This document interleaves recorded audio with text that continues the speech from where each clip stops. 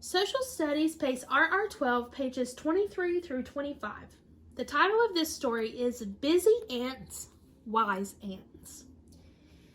Tick-tack, tippity-tap, the ants were marching. They marched past the tall green grass, and suddenly an ant stopped.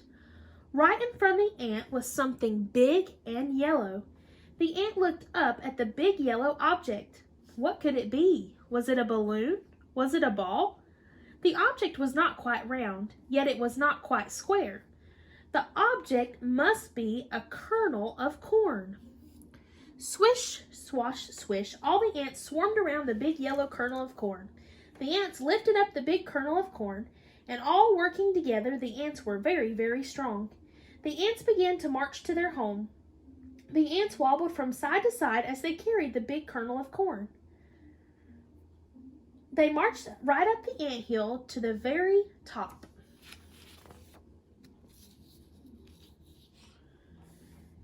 Tick-tack, tippity-tap, the ants marched into a big, dark hole on top of the hill. It was the tunnel to Ant City.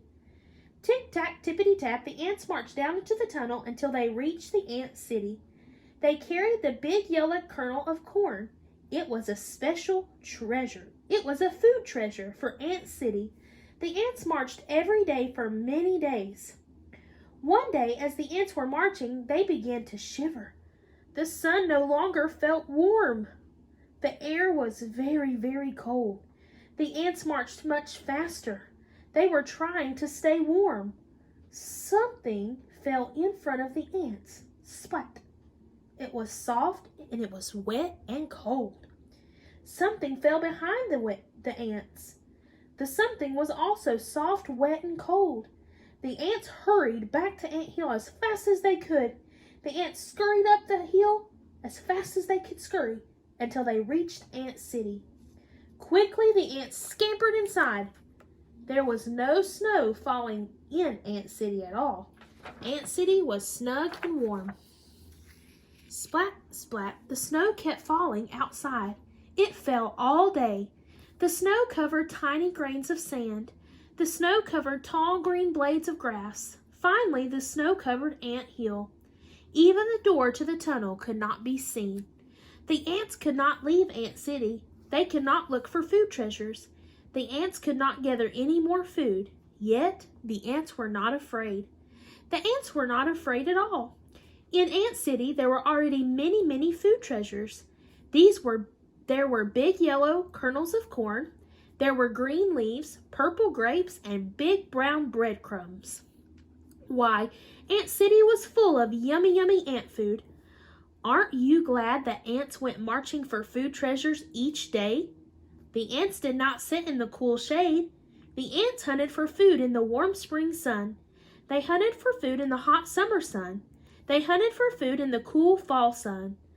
God's word tells us something very important about ants.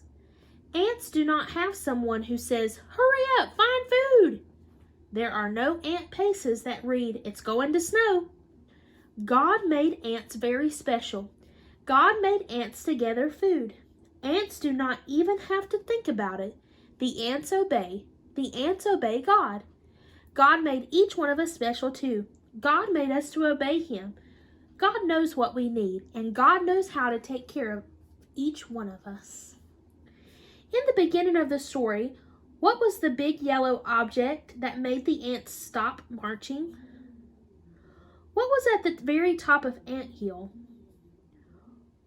What was at the very bottom of the ant tunnel? What were some of the food treasures that the ants found? One cold day, what fell splat in front of the marching ants? Did any snow fall inside Ant City?